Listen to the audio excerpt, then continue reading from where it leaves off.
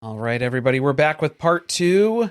Make sure you jump back an episode. You don't want to miss part 1. We've already talked about, I don't know, a couple of couples. And so we got you'll miss couples. who we lost in the first episode. Oh, spoilers. Yeah, go back an episode. You don't want to miss it. And we'll kick things off here on part 2. Sean and Nikki, because boy, they're making moves.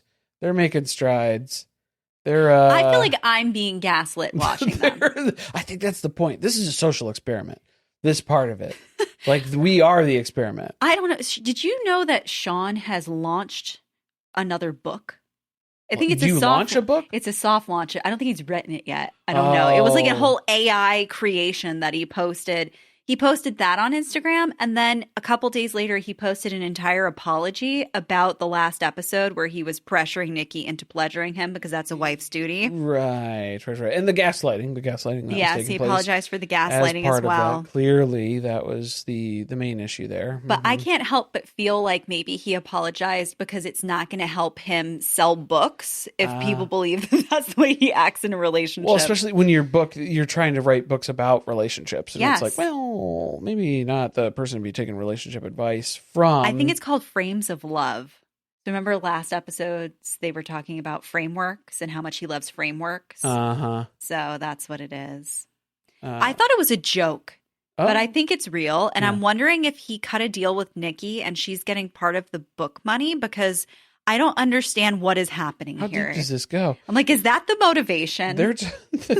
They're talking finances. They're making candles. Looking for a man in finance. I guess, yeah. Not 6'5". 5'6", brown eyes. Yes, that's Sean. That's the guy. So they're finding quickly, like, there's a lot of common ground here. They enjoy making candles. Well, I was talking about like the shared account. They like talking about like shared account. They like talking about money. Fiscal responsibility. All the money that they're going to have together is a real highlight of the benefits of the relationship. Yeah. Yeah. And like putting that into an account that we share. I wasn't really sure about Nikki's assessment where it was like shared account for funding our lifestyle. Our lifestyle. Okay. I think she still wants to have some money of her own. Well, yeah, like I get that part of it, but then that's what I'm like, okay, so you're talking about like funding our lifestyle. For me, what comes to mind with that is like paying the bills. And she's like, well, I don't want it to just be like a 50-50 split of here's your stuff, here's my stuff. That's like roommate sort of interactions, transactional. Yeah. So she's trying to avoid that, but then it's just like, okay, well, I don't really understand the distinction for. I think this is a Brown family situation where there's a family pot and then everybody also has their own separate account. Okay. Maybe that's it. Mm-hmm. Yeah. Where she's saying like, I don't want to just be like, okay, the cable bill, the electricity bill, and half the rent is mine. Yeah. And then, car insurance, whatever, and half the rent is yours. And then we pay them out of our own separate accounts. Right. That they want to have a combined account where they are saving for the future and building a future together. I think she just wants to make sure that he's actually paying the bills. I think she wants to see it come out of She saw that account. apartment. Yeah, I think she wants to see the money come out of the account. She needs to know that that's where it's going. I can't believe that this was not a bad conversation for them because people get very touchy about money. And surprisingly, they feel like they agree on everything. For these two people who fought about a lot of different stuff, like right out the gate, to land on, like being one of the number one reasons of like marriage ending conversations or arguments. Yeah, that divorce constantly is money. happen. Divorce. Yeah. Finances is top of the list for that. And they're like, yeah, no, build a portfolio, have investments and, get a legacy going. Sure. Some investment properties, some vacation rentals. Well, I mean, they are talking like very rich people. Yeah. So that's the other part of it. It's like, that makes it easy. When you marry somebody who has a lot of money and you yourself have a lot of money. That helps. There's not a lot of friction. Yeah. Tends to, eliminate some of the issues about discussing finances then. Yeah.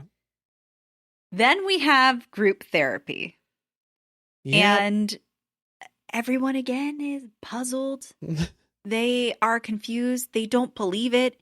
How could they have gone from being so unhappy with each other the first few weeks to now they're talking about like their barriers is just like making sure they have community and romance in the relationship. Well, like introducing them to people in their lives, because now they've both separately talked so much shit about each other to the people in their lives that they can't introduce those people. They don't want to now. It's scary. Now you're going to have to meet the person where I dumped on them the whole time for the first 2 weeks. Yeah, it's really funny that Sean doesn't seem to be putting that together because she hasn't introduced him to her mom yet, and he wants to meet her mom, and he doesn't realize that the problem is the first 2 weeks she was calling her mom and saying this guy is a nightmare. It's a problem. This is bad. Yeah. Like real bad. So she already has a really bad impression of him. Right. It's rough. It's not an easy go. This assessment here, where we're at right now, I don't know who else to introduce you to. There are no other buffers now.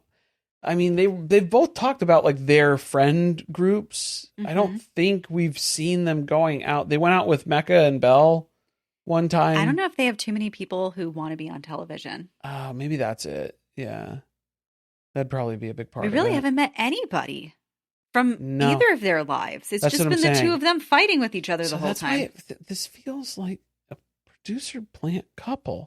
That like, why are they here? They don't have any friends or family. Why are they here? Yeah, they're just like plopped in. Because Sean's writing a book in all of his spare time. From Central Casting. Does Peacock get a cut of that too? I don't know. Yeah, like, what is the deal? They're going to come take a cut. I think so. Probably. Yeah, make sure you don't reference your time on Married at First Sight at all. Yeah, you can't. Intimacy. The other thing that's been a struggle with them. Well, that's the romance part. So he thinks she's like a little gun shy is how he describes it. But I'm like, you mean prude, right? When I approach Nikki and say, I would like you to rub one out for me because that's your duty, she's a little gun shy about it. Yeah, she didn't take to that very well, you know? She gets kind of like weirded out. She's all touchy about it. Yeah. Overly sensitive, I think. Not it's very... Like, you're the one who needs to dial it back. Yeah, you. It's not her. It's a problem with you, Sean. Way over the line. Way over the line with that. You guys were not in the position for that part of your relationship to start exploring that. Yet here we are. So Paul starts giving them a hard time. Tries to give them a hard time. As part of group therapy, he's like, this feels like a joint venture. This feels like a merger and an acquisition. It feels like both their eyes light up. And they're like, oh, thank you.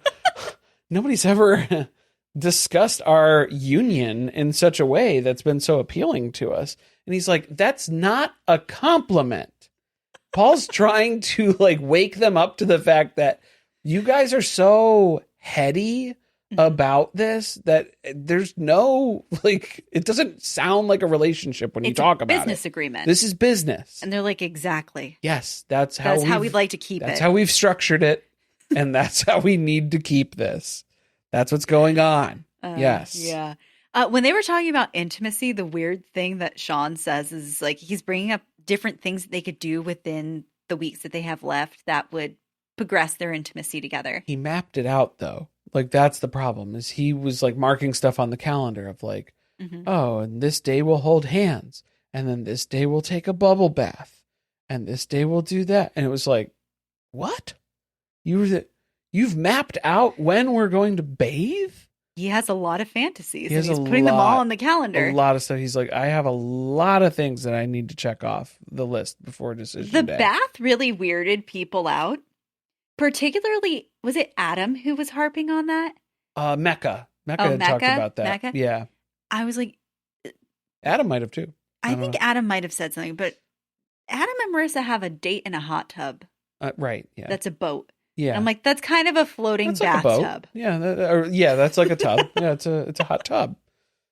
You're tubbing it up. Yeah. You know, let's not judge other people's kinks. I guess, to an extent. Well, and then also, like, the bathing aspect, that might be That's appealing. A plus. That's a benefit for Nikki. Yeah, I mean, sitting in the tub for a long period of time is better than when Sean takes a 3-minute shower.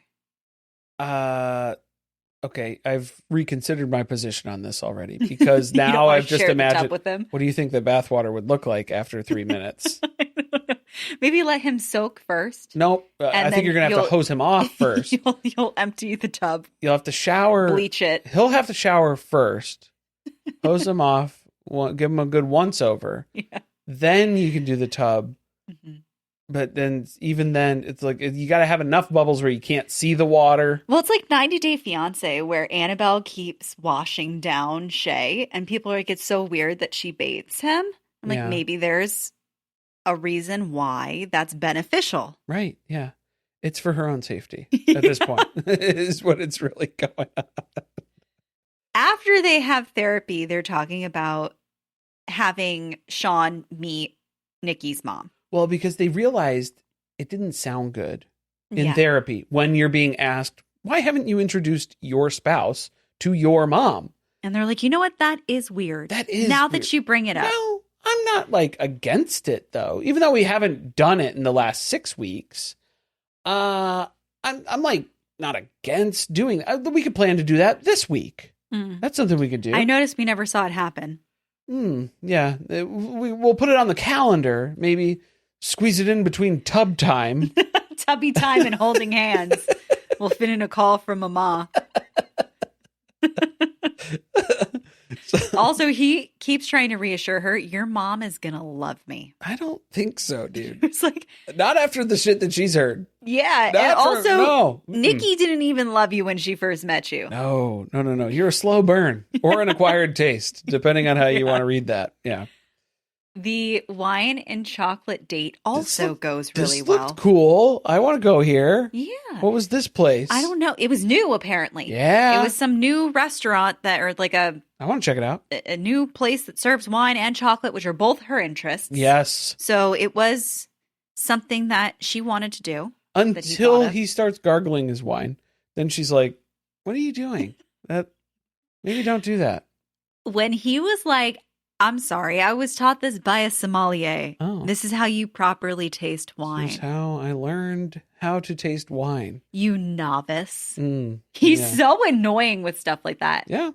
She's a filthy casual when it comes to the wine tastings. I don't know about you, Nikki, but I grew up on a vineyard. Yeah. I prefer the partial to the softer California grape. Yes, in particular. Usually that's going. I wish there was someone like that on this show who would just like subtly throw quotes like that in, and the other person, it would have been great with Courtney. Which is why who would have not picked up on anything. She wouldn't have known anything. No, yeah, and that's why I'm still disappointed in Nick. Not a single Jim Carrey quote that was thrown out there. Very disappointing. Very disappointing. They kind of open up to each other. She loves peppermint patties. Peppermint patties. This is something that I relate to, because when you tell people that you like peppermint patties, they go, ugh. Yeah. It's a type A girly sort of thing. It is. To be doing. We love all the old lady candies. The minty fresh. Yeah. But then she shits on the Thin Mints from Girl Scout cookies. I mean, not the same. I'm not saying that they're the same, but I'm just saying like the minty chocolate aspects, very similar.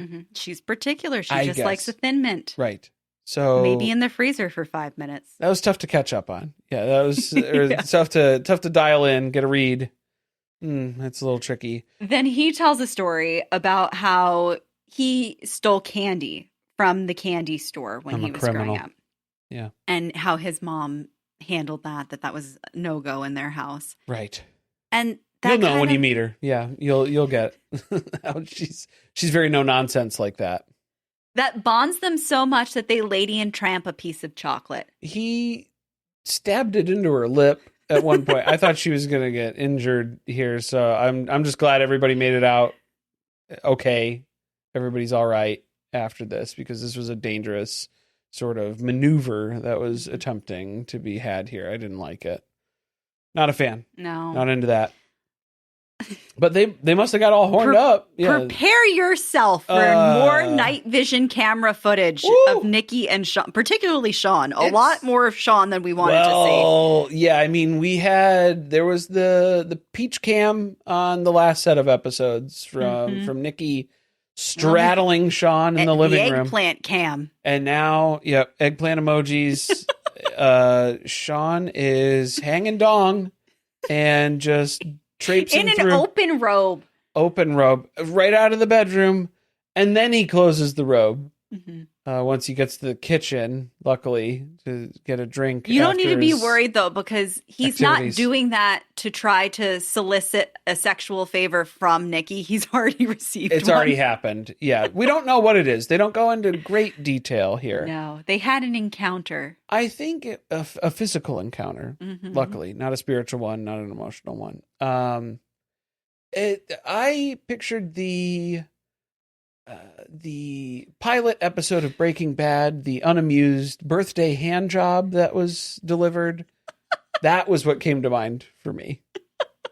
was the same level of enthusiasm. I'm gonna guess that's probably what happened. Yeah.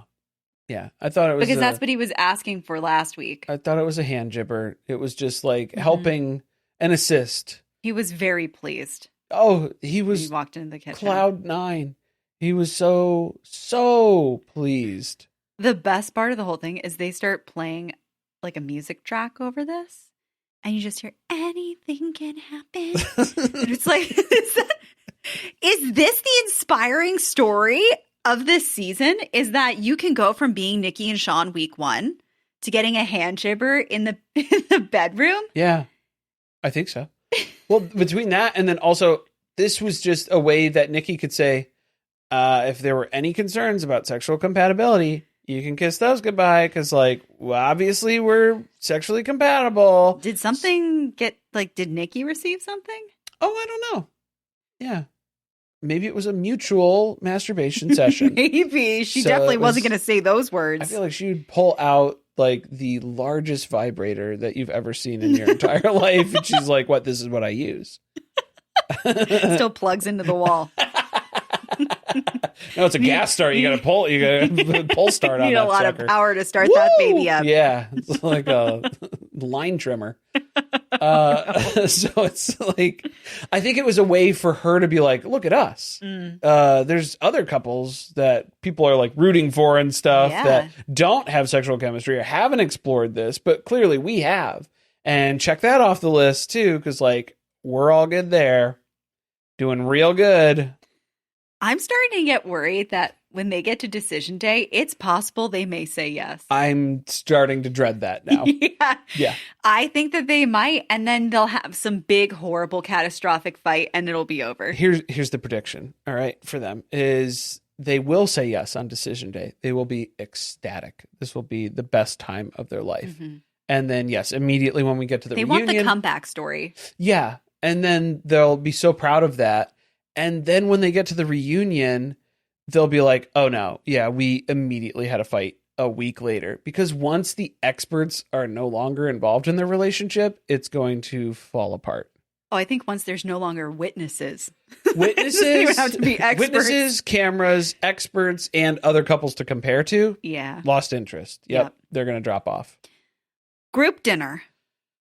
Oh, Adam is questioning this. The validity of the 180 that was made from you guys were worst to first, not doing good. And then now we have made quite a turn. So what's the deal here?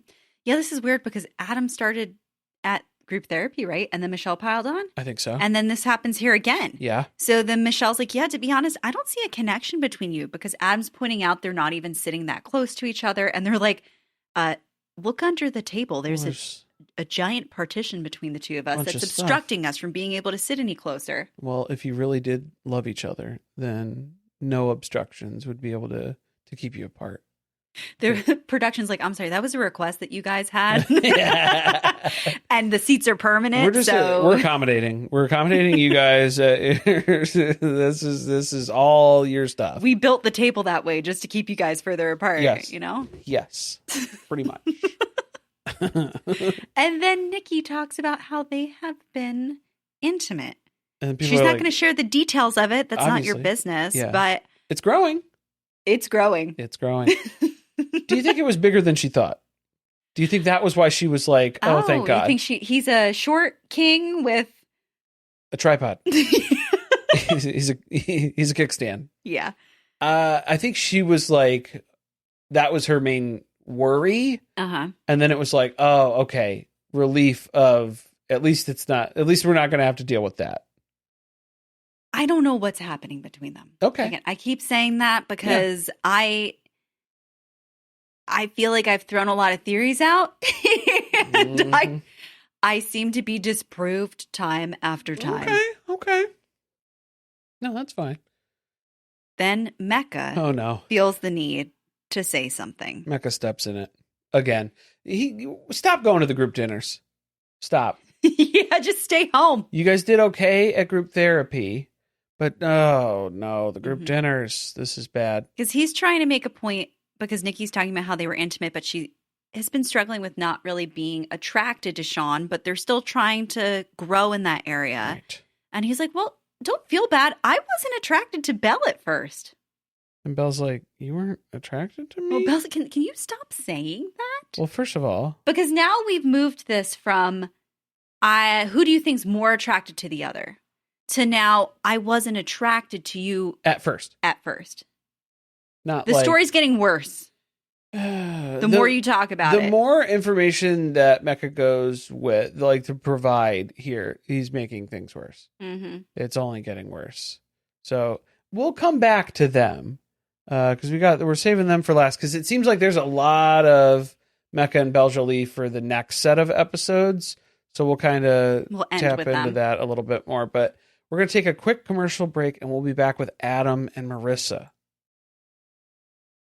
Marissa's friends come over. They're finally getting their wine night. Yes. Their little wine night at home. Can't do happy hour out at a bar, so they have to come over and see Marissa. She's also got the 5-wick candle lit, so this is really just a toxic event that Adam doesn't want to participate in. Nestle's Whole House, break and bake cookies, wine, and a 5-wick candle? No, yeah, this is just a death trap at this point. Don't you think his ideal woman would be a trad wife? Who, like, makes beeswax candles? Yes. Or like... Who makes them herself.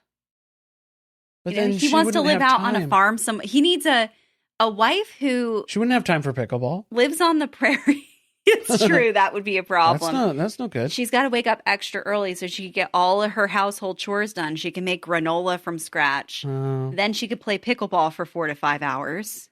Leave out some overnight oats. Ride the jet ski a little bit. Leave out some overnight oats before bed. And then start the whole thing over again the next day. Maybe. Something like that. But it said, no, this is Marissa checking in with her friends where she's like, you guys have been married. You guys are married. Do you guys, like, do the same things as your husbands all the time? Like, every day? Fuck no. No. They're like, we stopped doing that when we were dating. Well, we definitely don't do that when we're married. No. The times that your marriage needs are the times away from each other. Like, that's a necessary part of the marriage to an extent. Well, I think the problem is Adam's like, give up everything that you enjoy doing and replace it with everything I like to do. Yes. Because you're not going to have enough time in your day to enjoy any of the things that you typically would engage in. You don't have any hobbies, right? Well, it was napping. It was a lot of napping for Marissa. She likes to rest. And day drinking. Day drinking, which, I mean, you could incorporate that into pickleball, right? You could day drink in pickleball. I don't know. I think he'd get really upset if you lost because she was a little tipsy. Well, I guess you're not going to be in peak performance. Have to try it out. If you're drunk. See if you find your sweet spot. I don't know. You might be surprised. Maybe she gets better the more she drinks. Who knows? That's what I'm saying. If we saw her play sober, can we try with a couple of White Claws in her just to see? Just to test it out. It's an experiment. We'll see how it goes, and then we can assess from there. I like her in this conversation, which I feel like I'm choking on those words because I didn't think I was going to like Marissa. Yeah, I mean, she still is putting up with a lot of bullshit. She is, but she also sees what's happening. She does. Because she tells her friends, like, at therapy, I'm pretty sure he just yesed me to death. And now there's tension between us. Yeah. But we're not really addressing the tension. But also, I'm not going to change my personality for a man. Because that's what I used to do. Yeah. Like, that was when I was 23. I would have done that. I would have quit my job and been playing pickleball every day with Adam. Just adapted her entire personality to his interests. That was it, right? Like, that would have been the plan from the get-go. but she's not doing that, which is good. I mean, like, well, she did kind of do that for like the first few weeks. So now she's trying to voice this now of like, that's not what I'm going for. I didn't like it, so now I'm not going to do it. I tried it. I did try it, yeah, but not a fan. So let's try something else. And this is about the time when Adam joins in the conversation, and he's got a big lump of spinach right in his teeth, yes, right over here. So you see it every once in a while when he smiles, when he laughs. Mm-hmm. But I don't know. Nobody told him. Just something to point out. Yeah, nobody told him what was going on there. But he really thinks he's charmed her friends. Yeah, I think he does. Uh-huh. He's very impressed with how this went. Like, I got to tell you, this relationship is just full send. He's a smooth operator. Uh-huh. Yeah. Keeps talking about pickleball.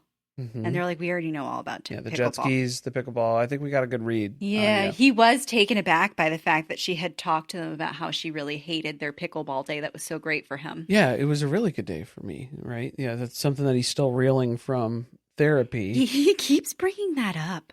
Like, there's no compassion in it when he hears that she didn't have a good time. Instead, he's focused on the fact that it was great for him. Well, the real bummer is that it was a perfect day for me, and then Yeah. it was like not a good day for her at all. So that's the real disconnect. Maybe a compatibility issue. Maybe. How do you come on a show where you're going to be married to a stranger, but also you want that stranger to share all your same interests? That's tough. Yeah, that's a big expectation to be floating around there. All right, let's go to group therapy. Yeah. They have been getting praised in these therapy sessions for Right. doing so well. We kind of had the first crack last week after pickleball. And now they're talking about how they were kind of on cruise control from week one, that things were going so great that they were putting in a lot of effort and things were still going well. And that's like come to a halt now. Yeah, well, once you draw the attention to like, there's some issues, right? There's some stuff that we don't necessarily agree on. How are we going to navigate this together? They seem to be lacking in communication, is what the experts assess pretty quickly here. That's what they've been talking about, though. When Marissa was like, we don't have deep conversations. Yeah, because you don't really talk about much of anything at all. Right. Yeah. Because he's finding out here at therapy that her friends had concerns leaving that conversation. Right. He thought that they were enamored by him. And then she's shocked to hear that he is going to take his sister to meet her. And she has not heard that at all.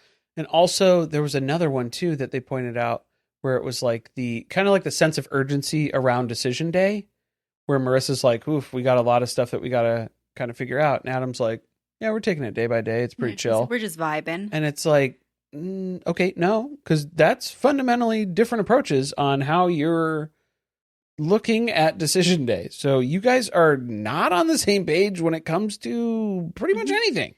This was always going to be the problem. Yeah. Once they hit a barrier, Yep. they're not going to be able to get over it. No. Because they haven't had like the blow up like fight yet. You know, like the big knockdown drag out sort of argument that's going to take place. That's like relationship ending. Yeah. Because I mean, like once they get to that, then it's all going to come out. I think part of it's because they're not being honest with each other. I think that's a big part of it. Mm-hmm. Yeah. I'm wondering if Adam's already considering, like, if she's not willing to improve her pickleball skills, right, and come around to liking the things that I do, then it's a no for me. And then she feels like he needs to compromise, and also they need better communication, which he's not willing to really do. Yeah. So then they go for the next best thing. They do a hot tub date. Mm-hmm. Hot tub boat date. Mm-hmm. He wears his swim socks again. Swim socks are on full display. Okay. Someone gave this theory. I don't know if it was on Patreon, in the Discord, comment somewhere else, that he has webbed toes. Yeah. Do you think that's why he's wearing the swim socks? I think that could be a thing. Yeah. Is it that, or is it just, this is just sheer attention? Maybe. A sensory thing. If it was a sensory thing, get the man some aqua socks. The socks would be worse. No, I mean like aqua socks, like the shoes, you know, like the shoes specifically for. Right. That's what I'm saying. His active. Swim sock seems significantly worse than an aqua sock. Correct. Yes. I feel like this is just for attention. Yeah. This is part of a show. Probably.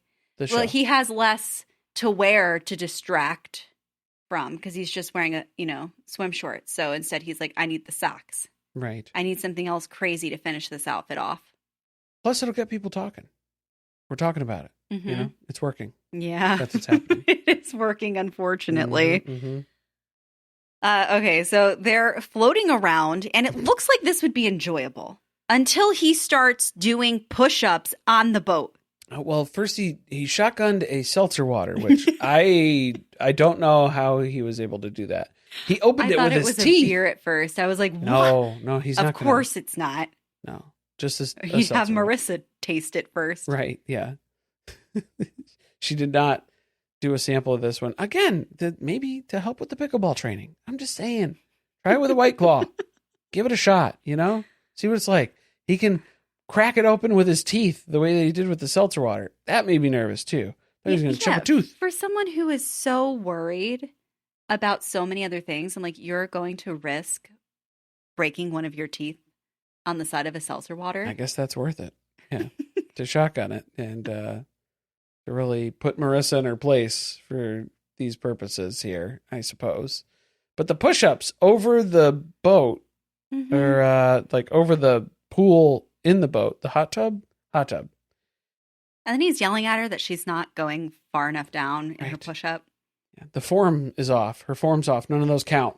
Yeah. So you're going to have to go back to basic training here soon. Was this supposed to be a relaxing date that was more in the vibe of what she likes to do? I think so. But then he had to ruin it by being himself. Yeah, bringing the intensity that is only causing her anxiety and stress. Mm-hmm. And then she starts to bring up his sister and he jumps in the water. Yeah. And pretends that he fell in. Yeah. So that's not a good sign. Because then that was the whole surprise for her. It was like, oh, I'll be able to meet your sister? That was something that I was not aware of at group therapy until you mentioned it. Yeah, I don't know. I don't think any of his family wants to be in the same room as him. I think that's a big part of this. So then he has to change the subject then and not talk about meeting up with family or how we're going to do that or not do that. And instead he starts grabbing her stomach and asking how many babies are we going to have? That's a weird thing to say. Pretty wild to be going about it in where you are in your relationship currently. Yeah, we're not even remotely there. No. No. You can't have a regular conversation. You don't have good communication. No. That's a big problem when you have a baby. Oh, yeah. You two will kill each other. Pretty much. Well, Mama and Papa will probably pay for a wet nurse. We'll be doing most of the heavy lifting. I think they'll let us move into the big house. When it comes to the child care, I think they're going to have most of that under wraps. Mm-hmm. Probably. You can count on that. Things don't get better when they go out to dinner. No.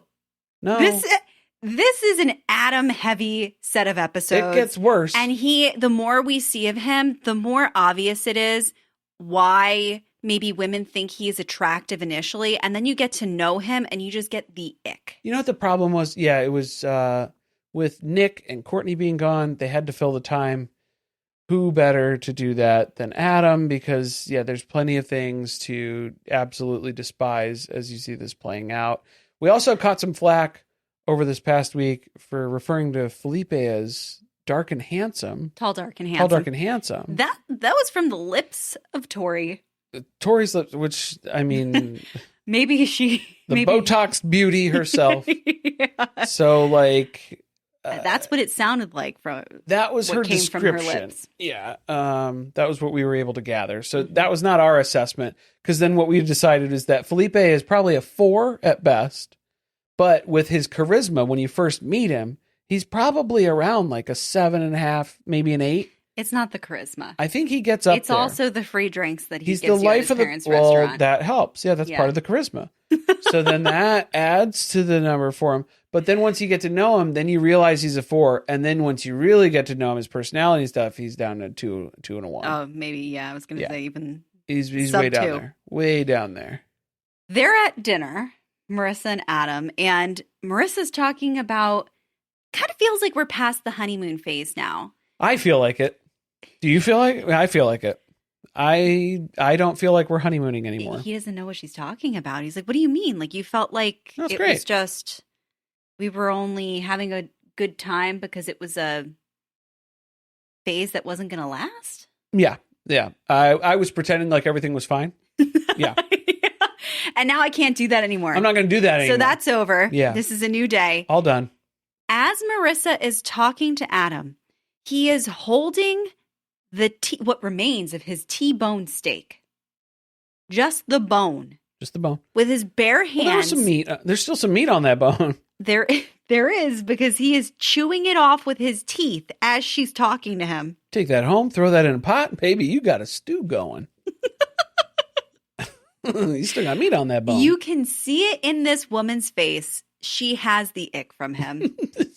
Well, that's how okay, when we're talking about bad edits, this is editing. This is edit heavy. No. Of now that they're building. I'm telling you. It started when they went thrift shopping together. I'm telling you, though. I mean, like, she is getting the ick, but they're building a lot of these moments. A lot of this is editing. Yeah. She is weirded out by this, though. Like, there are real reactions that are happening to it. The fact that he's not picking up on her watching him eat this and be visibly uncomfortable. And then she makes a comment about it because she's talking about getting turned off by him. Well, he asked while he's doing this. So, like, tell me you're not being performative for the cameras when it comes to this stuff. Oh. You see what I'm saying? Yeah. And so, the first thing she says is, well, eating with your hands is not something that's helping to improve my attraction to you. You did that on the honeymoon. He picked up a piece of steak and shoved it in your face hole. Oh, he loves to hold steak with his bare hands. Yes. He loves squeezing meat. There's just something about it. She's like, and the other thing that I really don't enjoy about your personality, your intense obsessions. And the fact there are so many of them. Well, kind of like, it's pickleball now, but like, what's it going to be, in 5 years? Or he's talked about doing pickleball till he's 90. Mm-hmm. So, I mean, I don't know. Well, he'll finally be old enough for pickleball. Like, what is this? I don't know. She doesn't like him. Yeah. I mean, I wonder if she's finally realizing that she was physically attracted to him. Yep. And now the more she's gotten to know him, this is like dating someone and realizing incompatibility. 5-6 dates in that this was a major mistake. Personality mismatch. Yeah. Like it's not going to pan out here. It's not looking good at this point. They go to the group dinner. He's wearing another ridiculous shirt. And she talks about wanting to see more balance from him because he is so intense. And then he's like, yeah, and she just kind of wants to like sit around. That's what she likes to do. Yeah, she likes to nap and stuff. I'm trying to, do things that she's interested in, napping, resting. I don't know. What else? Mostly stuff in that vein. Sloth type things. Yeah, other sort of sloth behaviors. And he won't stop talking about his ex. He brought her up last episode about how great it was to have this relationship where his partner was interested in all the same things that he was, and that's what he wants her to become. It'd be nice. Yeah, like if she would just do all those things, because I was very happy with that. So like that made me happy, and that would be nice. He's kind of going for like a Caitlyn sort of build your own marriage sort of experience here, where he just gets to decide all those things, and then it just sort of happens for him. So I think that's kind of the approach that he's going with. He's waiting for her to bend to his will. Yeah, eventually. Mm-hmm. That's the goal here. And this is where Sean's kind of fed up with Adam, just kind of droning on here a little bit about his interests in comparing to his ex-girlfriend and things. And Sean's like, I think it's interesting that you use words like cooked and vibes and all these simplified ways of describing your emotional state and what you're trying to express here. It's a way to kind of like shortcut that or like circumvent talking about actual emotions. Do mama and papa speak like that? No, they're highly educated. They're very, very wealthy. They're wealthy. Yeah. Mm-hmm. The thing that Adam takes offense to is he hears Sean say IQ when he's saying you have low EQ, emotional intelligence, and that you're using these words to substitute a larger vocabulary about your emotions. Which, sadly, I do not think is a wrong read from Sean. Okay. You disagree? I don't know. I don't know what I've lost interest in what Sean says most of the time, so no, I don't know what claim he's staking here. I do think Adam's trying to deflect from saying anything of substance. Well, yeah, that's his goal for literally everything. He's trying to be good TV, but not actually have any sort of vulnerability on camera by any way, shape, or form. And what Sean said is actually like less important. The more important thing is the way Adam reacts to it, because he gets super defensive. And he's still upset about it. He's on the aside interviews outside. He is still going on about it. And Marissa's face, while he rants and raves about how wrong Sean is, and it's rich for Sean to be coming at him sideways when his relationship is in the state that it is in, and all this stuff. And Marissa's just like, oh my God, like this guy's unbearable. So she's really, she's seeing it. I think this was a first glimpse of real Adam. Well, I mean, like to an extent. He's been trying to keep it under wraps. I don't think it took much. I feel like she has seen this side of him, and now he's doing it in front of cameras, and it's like, oof, uh-oh. Because then when it came back to Sean and Nikki as they went around the table, he went in on Sean and Nikki. Of course. Because it's tit for tat now. He's coming for you. Right. Very much like what Mecca did on the last set of episodes. Yes. All right, we'll be right back, and then we're going to talk about Mecca and Belle Jolie. Belle Jolie. All right, Mecca and Belle Jolie, everybody. Hey, I'm still rooting for them as it stands right now, but God, he is not making it easy. I'm rooting for Belle. I'm rooting for Belle. Definitely. So they're out on the balcony and they are drinking very hot chocolate. Please be careful. Safety first. And they're talking about their childhood. Mecca is making s'mores directly with a lighter. Never seen this technique before. Did they tell them there was a fire pit and then there was no and there fire wasn't? pit? Or I don't know what happened, but he was constructing the s'more and then lighting the lighter and just kind of bringing it around the edge just to get a little something going. It was taking a very long time. Very long time. It took the whole conversation. He didn't even get 3/4 of the way around the s'more. Might I recommend the stovetop burner? That's a great way to do it. Air fryer. You can do air fryers more. Maybe put down the little, the parchment paper. You got to make sure you got a way to clean it up. Yeah, so that way you don't have a whole mess in there. But I like to go stovetop. That gives you that roasted marshmallow feel, especially if you got a gas stovetop. But you think they got gas or electric in here? Probably I don't electric. know. It's a high rise. It's probably electric. You can still do it with an electric one. They have an actual vulnerable conversation about their childhoods, which is what I like about them. Yes. They are talking about real stuff. Uh-huh. So he was jealous of his ex-stepmom's kids because he was raised with them like they were his siblings. And then when his parents broke up, his stepmom moved out, took her kids, and he was jealous of the fact that they got to go with her. I think he was jealous while they were together that like they had kids a mom. It was mom and dad family unit. Like he didn't feel like that was his mom though, because his mom was gone already. So that I think it was. Did I interpret this story completely incorrectly? Well, I think it was that part of it was where he was like he felt jealous of his siblings having like a mom and dad. Okay, that were there with their mom in the house, in the house with the biological mom, where he didn't have that. But I mean, he's talking about like real heavy stuff about how he wet the bed till he was 13. Yeah. How he's never told anybody that before. And so it's just like there's a lot of like really deep stuff that they're getting into here. I think he's trying to avoid saying negative things about logic on television, but I get the vibe that being stuck with logic wasn't great. Oh, yeah. I mean, I don't know. Like, it's,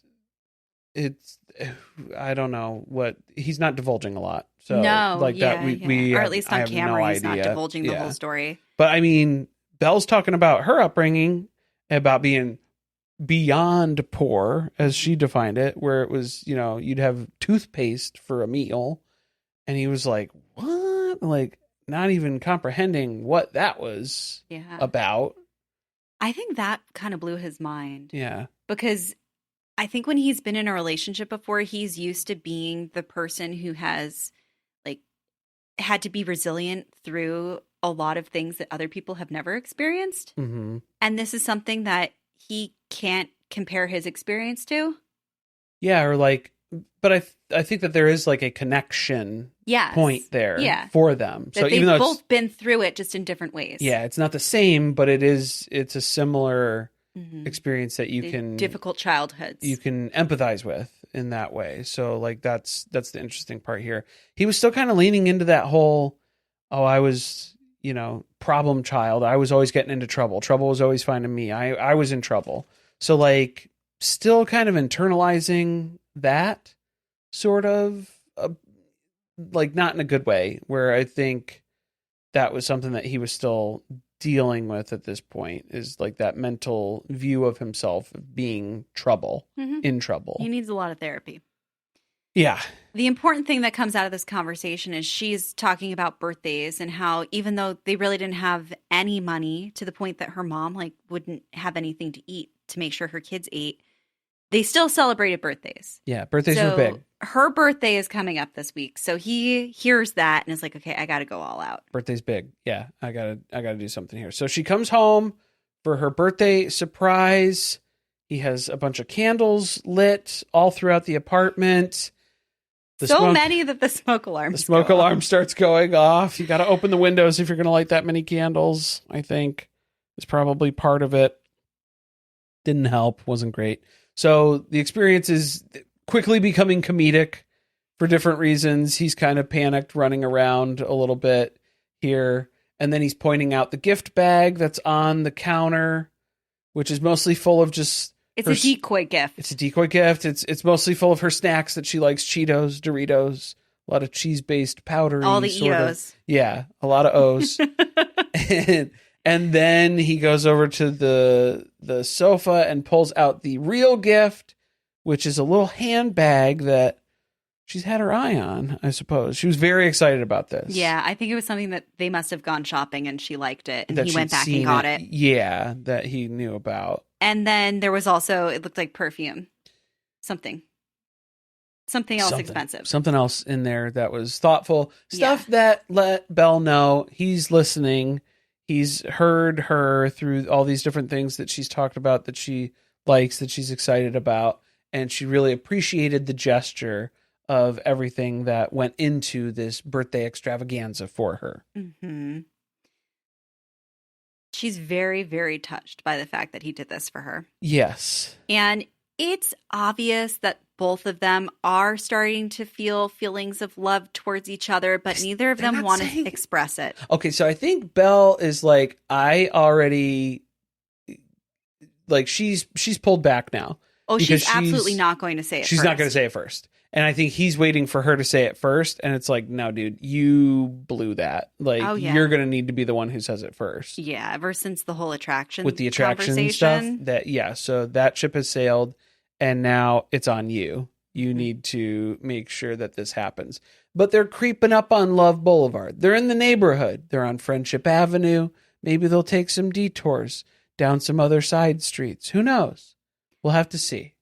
The beginning of this episode was going so well for them. It was going so well. Like, really, it's definitely self-sabotage to where we get to. Yeah, but before we get to that, we got the group therapy stuff, the recommitment day for them. The outfits. So he's still getting ready. He really hasn't even gotten changed yet. And he walks in and she is wearing little lace gloves and a feather boa. And she's pinked out. Yeah. With the glasses too. Like, she's got a whole thing going on. It's a costume. Costume couture, it's costume.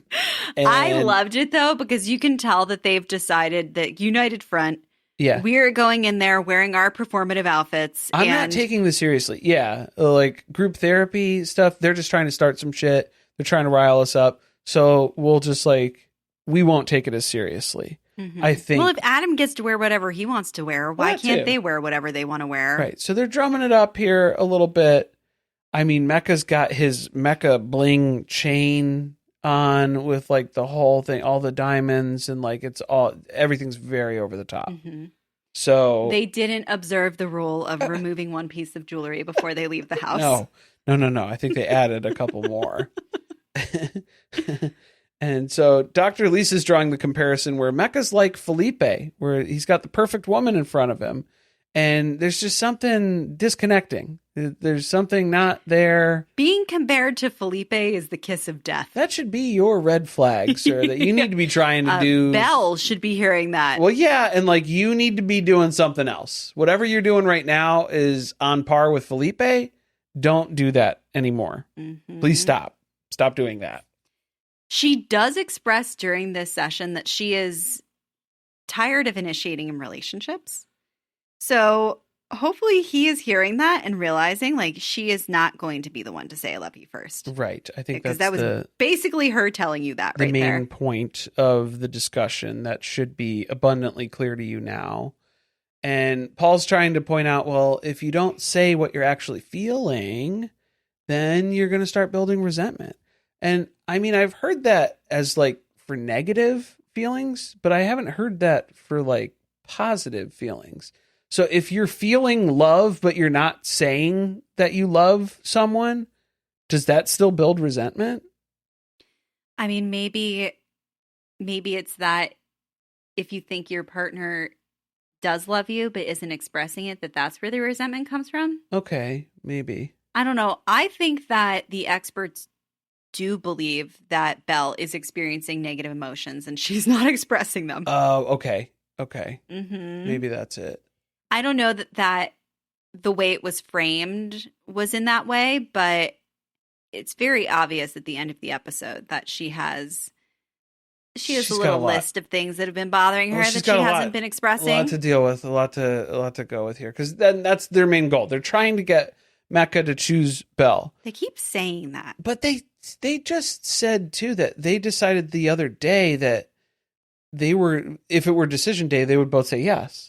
Mm-hmm. So that's right before the recommitment stuff. They're going to say yes. They're on going decision to day. Yeah. So it was oh, okay. Yeah. Which there you go. That's a little early to decide that. Still. Well, and that's choosing Belle. I mean, I guess in that way. So for them to still be oh, we want you to choose. No, you want them to say that they love each other. That's what you want. So then you need to say that too, if that's what your goal is. It'd be so much better TV if you guys would just say you love each other. You guys really need to get on that. But instead, we go to the group dinner, and their connection's still growing. They have love for each other, but they're still not saying that they love each other. Mm-hmm. Nobody said it yet. Hasn't come up. They did agree to say yes on decision day. That's a big step for them. And then the Mecca conversation, man, as soon as he's chiming in on Sean and Nikki's relationship and trying to make Sean feel better, again, don't. Why even do that? Why bother? Don't do that. Make your relationship worse to make Sean and Nikki feel better? At that expense, it's not worth it. So he brings up the whole thing about how he wasn't attracted to Belle at first. And Belle's like, what? They start having a private conversation off to the side while everyone else is still talking. As it's happening. And he's trying to clarify what he means to her. And he's like, well, when I first saw you come down the aisle, I thought, is she pretty enough for me? Yeah.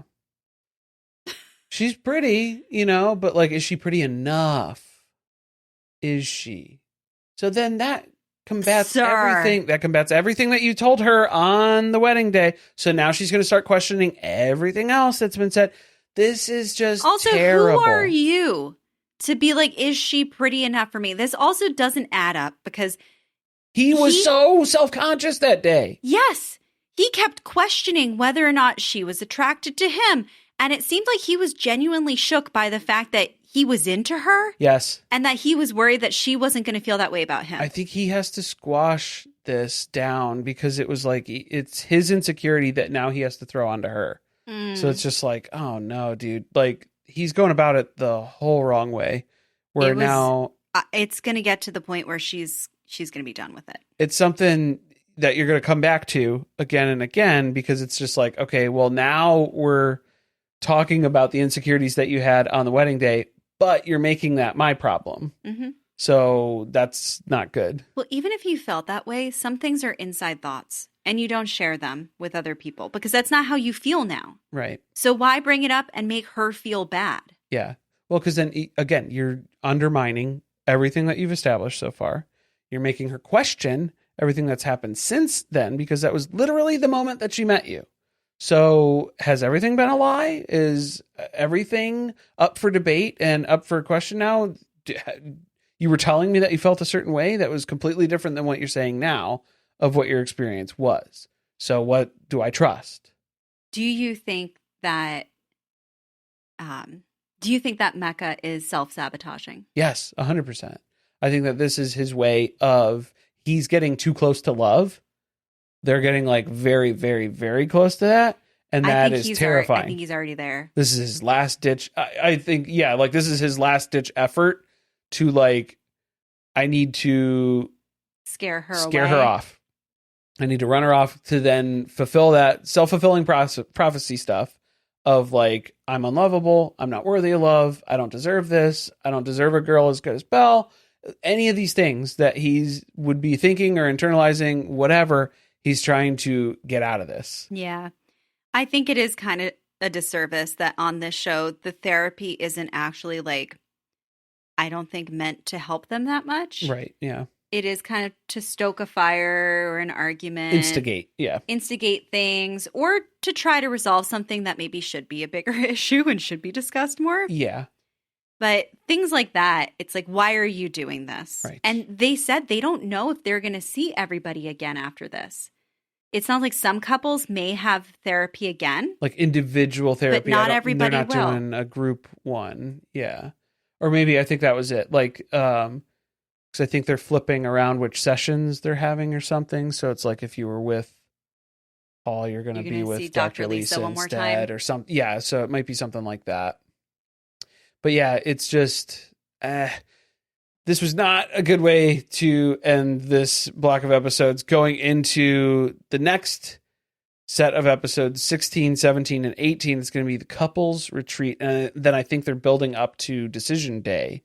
Yeah, the couples retreat must be rough. Yeah. We see a lot of Mecca running his mouth still about not being attracted to Belle physically. I think he's digging the hole. Yeah. He's like doubling down on it now. Say less. Yeah, stop talking about it and only talk about it with Belle. Get to a level where it makes sense, where you are in a good place, and then don't ever bring that up ever again. Yeah, what a pressure cooker, because they're going to spend an entire weekend together, all these couples. Yeah, especially after Cam told like half the group to just kind of exactly shove off there. Where he's like, your relationships are terrible. Basically so not real. Now. I'm like, yeah, it shouldn't. So I'd like to see where Cam and Michelle are at for that. If you guys hit a rough patch, happen to, I don't think you're going to get much sympathy now out of the group. Think Sean and Nikki will get freaky in front of the whole group? I think so. I think Sean's going to walk around full robe, just blasting open, full frontal robe action that's taking place there. I think so. Oh, if you guys are enjoying these episodes, please leave us a 5-star review. It helps the podcast grow. Something you can do for free that we appreciate, that helps us. If you're looking for additional content, of course, we have Patreon over at patreon.com/survivingpod. Check the episode description for the link. There's also a calendar of everything that's going to be posted on Patreon if you check the link, the beacons. Yeah. And we're covering 7 Little Johnstons over there exclusively. It's a Patreon-only weekly release. So if you're interested in that, check that out. Thanks for listening. See you next time.